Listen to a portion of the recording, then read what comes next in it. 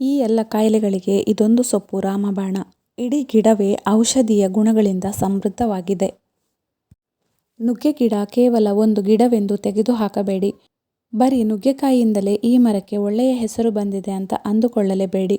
ಆಯುರ್ವೇದದ ಪ್ರಕಾರ ನುಗ್ಗೆ ಗಿಡ ಬೇರುಗಳಿಂದ ಮೇಲಿನ ಹೂಗಳವರೆಗೂ ಔಷಧಿ ಗುಣವನ್ನು ತುಂಬಿಕೊಂಡಿರುವಂತಹ ಗಿಡ. ಇದರಿಂದ ಹಲವಾರು ಕಾಯಿಲೆಗಳಿಗೆ ಸುಲಭವಾಗಿ ಚಿಕಿತ್ಸೆ ನೀಡಬಹುದಾಗಿದೆ.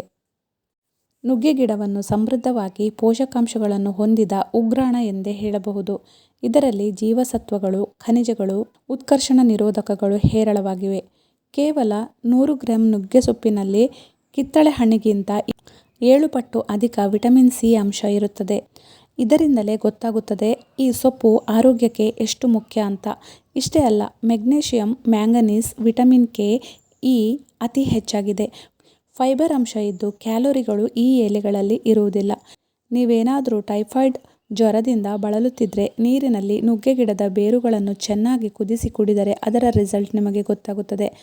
ತಲೆನೋವು ಅತಿಯಾಗಿ ಕಾಡುತ್ತಿದ್ದರೆ ಆಗ ನುಗ್ಗೆಕಾಯಿ ಗಿಡದ ಎಲೆಗಳನ್ನು ಚೆನ್ನಾಗಿ ಅರೆದು ತಲೆಗೆ ಹಚ್ಚಿಕೊಳ್ಳುವುದರಿಂದ ಮೆಲ್ಲನೆ ತಲೆನೋವು ನಿಮ್ಮಿಂದ ದೂರ ಆಗುತ್ತದೆ. ನುಗ್ಗೆಕಾಯಿ ಗಿಡದ ಬೇರು ಎಷ್ಟು ಆರೋಗ್ಯಕ್ಕೆ ಒಳ್ಳೆಯದು ಎಂದರೆ, ಗಂಟಲು ನೋವು ಇದ್ದಾಗ ಇದರ ಬೇರುಗಳಿಂದ ಕಷಾಯ ಮಾಡಿ ಬಾಯಿ ಮುಕ್ಕಳಿಸಿದರೆ ಸಾಕು, ನೋವು ವಾಸಿಯಾಗುತ್ತದೆ. ಇದರ ಎಲೆಗಳನ್ನು ಅಗಿಯುವ ಮೂಲಕ ಸಕ್ಕರೆ ಪ್ರಮಾಣವನ್ನು ನಿಯಂತ್ರಿಸಬಹುದು. ದೈಹಿಕ ದೌರ್ಬಲ್ಯದಿಂದ ಬಳಲುತ್ತಿದ್ದರೆ ಅಂಥವರು ನೀರಿನಲ್ಲಿ ಈ ಗಿಡದ ಹೂಗಳನ್ನು ಕುದಿಸಿ ಕುಡಿಯಬಹುದು. ಸಂಧಿವಾತ ನೋವನ್ನು ನಿವಾರಣೆ ಮಾಡುತ್ತದೆ. ಇದಿಷ್ಟೇ ಅಲ್ಲ, ದೇಹದ ಒಳಗಿನ ಲಿವರ್ನ ಆರೋಗ್ಯವನ್ನು ಈ ನುಗ್ಗೆ ಸೊಪ್ಪು ಕಾಪಾಡುತ್ತದೆ.